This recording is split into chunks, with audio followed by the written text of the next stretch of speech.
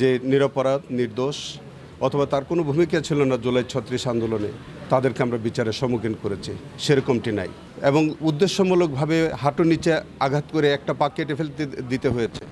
হাজার হাজার পঙ্গু লোক এখনও আমাদের থাইল্যান্ডে দেশে এবং বিদেশে চিকিৎসাধীন আছে। আসলে আন্তর্জাতিক অপরাধ ট্রাইব্যুনাল নিরপেক্ষভাবে কাজ করছে কিনা বা রাজনৈতিকভাবে প্রভাবিত হয়ে কাজ করছে কিনা, এটি তো আমাদের কাজের মাধ্যমে আপনারা প্রমাণ পেয়ে যাবেন। বিষয় হচ্ছে কোনো ট্রাইব্যুনাল বা কোনো কোর্ট কখনোই কোনো রাজনৈতিক প্রভাবমুক্ত হয়ে কোনো কাজ করে না। এবং আন্তর্জাতিক অপরাধ ট্রাইব্যুনাল একটি আন্তর্জাতিক মানের ট্রাইব্যুনাল, এবং আপনারা জানেন সবচেয়ে সেন্সেশনাল কেসগুলো এই ট্রাইব্যুনালগুলোতে বিচার হয়। এবং ইতোমধ্যে আমাদের 5টি মামলার জাজমেন্ট হয়েছে, অনেক আলোচিত মানুষের শাস্তি হয়েছে, এবং সেখানে দেখেছেন যে আমরা অত্যন্ত নিরপেক্ষভাবে সেইগুলোর বিচারের ব্যবস্থা আমরা করেছি। বিশেষ করে আবু সাঈদ হত্যা মামলা, সেই মামলায় দেখবেন যে 30 জন আসামি যাদের যে শাস্তি পাওয়ার উচিত তাদের প্রপোর্শনেট ক্রাইমস অনুযায়ী তারা সেইভাবেই শাস্তি পেয়েছে। আমরা কিন্তু ঢালাওভাবে সবাইকে যে মৃত্যুদণ্ড দিয়ে বা যাবজ্জীবন দিয়ে দেওয়া সেটি কিন্তু আমরা করিনি বা আমাদের ট্রাইব্যুনাল থেকে হয়নি।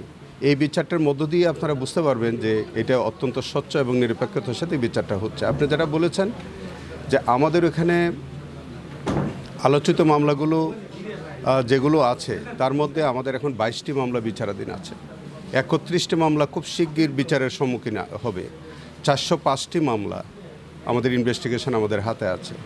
সারা বাংলাদেশে যত ক্রসফায়ারের ঘটনা ঘটেছে, যতগুলো গুমের ঘটনা ঘটেছে, তাদের সংখ্যাও অনেক হাজার খানেকের উপরে হবে। সেই মামলাগুলো আমরা ইনভেস্টিগেশন শুরু করে দিয়েছি। এবং আপনি দেখবেন যে আমরা একজন আসামি যত শক্তিশালী হোক না কেন, তিনি কোন রাজনৈতিক দলের মানুষ সেটা কিন্তু আমরা দেখছি না।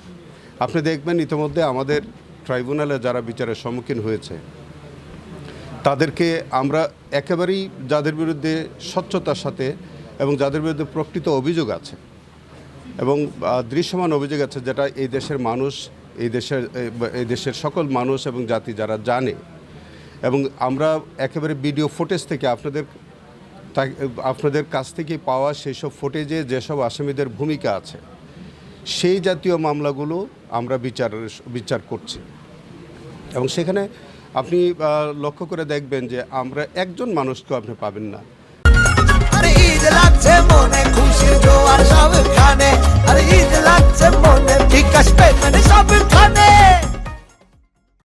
যে নিরপরাধ নির্দোষ অথবা তার কোনো ভূমিকা ছিল না জুলাই ৩৬ আন্দোলনে, তাদেরকে আমরা বিচারের সম্মুখীন করেছি, সেরকমটি নাই। এবং প্রত্যেকেরই বরঞ্চ আমরা যদি আরও মানুষকে আনার সুযোগ থাকে তাহলে আসলে বিষয়টা এরকম হবে কি, যে আপনি যেমন ধরেন বিভিন্ন অফিসিয়াল আছে, পুলিশ আছে, বিভিন্ন আমাদের আমলারা আছে, আমাদের অনেক বড় রাজনৈতিক ব্যক্তিত্বরা রয়েছে, এবং সেখানে আমরা একেবারেই বিশেষ বিশেষ ব্যক্তি যাদের অপরাধ একেবারেই ওভারলুক করার মতো অবস্থায় নাই, সেই ব্যক্তিগুলোকে আমরা বিচারের সম্মুখীন করছি। বিশেষ করে আপনি এক একটা অঞ্চলে আপনি দেখবেন, আপনার পাবনায়, আপনার রাজশাহী অঞ্চলে এমন মানবতা বিরোধী অপরাধ সংঘটিত হয়েছে যে ব্যক্তিগুলোর বিরুদ্ধে এই অভিযোগগুলো এসছে, কীভাবে স্পেয়ার করবেন? কোনোভাবে তো সুযোগ নাই, কারণ হাজার হাজার মানুষ শহীদ হয়েছে এবং সেখানে তারা নির্বিচারে গুলি করেছে, পঙ্গু করে দিয়েছে, এবং উদ্দেশ্যমূলকভাবে হাঁটুর নিচে আঘাত করে একটা পা কেটে ফেলতে দিতে হয়েছে। হাজার হাজার পঙ্গু লোক এখনও আমাদের থাইল্যান্ডে দেশে এবং বিদেশে চিকিৎসাধীন আছে। আমরা সেই সব অপরাধীদেরকে শনাক্ত করছি এবং বিচারের সম্মুখীন করছি। সেখানে রাজনৈতিকভাবে প্রভাবিত হয়ে কোনো কিছু করা হচ্ছে না। আমরা একেবারে শঙ্কিত না। আমি বিশেষ করে আমি চিফ প্রসিকিউটর পদে যোগদানের পর সারা বাংলাদেশে আমি প্রত্যেক এসপিদের এবং আইনশৃঙ্খলা বাহিনীদেরকে আমি নির্দেশনা দিয়েছি, আমাদের যে বিভিন্ন অঞ্চলে যারা সাক্ষী আছে তাদের বিশেষ নিরাপত্তার ব্যবস্থা করার জন্য আমি অলরেডি নির্দেশনা দিয়েছি। আমাদের তন্ত্র সংস্থায় যারা কাজ করছে তারা সেইগুলো দেখভাল করে, এবং আমরা একটা সাক্ষী দেওয়া পর্যন্ত এবং দেওয়ার পরে তাদের যেসব নিরাপত্তা ব্যবস্থা করা প্রয়োজন আমরা সবটাই করছি, এবং সেগুলি একেবারেই আমাদের রাষ্ট্রযন্ত্রের সকল এজেন্সিগুলো তাদের নিরাপত্তার ব্যবস্থা করছে। সো আমাদের সাক্ষীদের নিরাপত্তা নিয়ে কোনো শঙ্কা নেই। আসলে আমার একটা মতামত চাচ্ছেন, দেখেন কোনো নির্দোষ মানুষকে যদি শাস্তি দেওয়া হয় আর পরবর্তীকালে যদি বোঝা যায় যে এটা একটা মোটিভেটেড জাজমেন্ট ছিল, সেখানে তো আমাদের প্রচলিত আইনে তার কম্পেনসেশন পাওয়ার অধিকার আছে।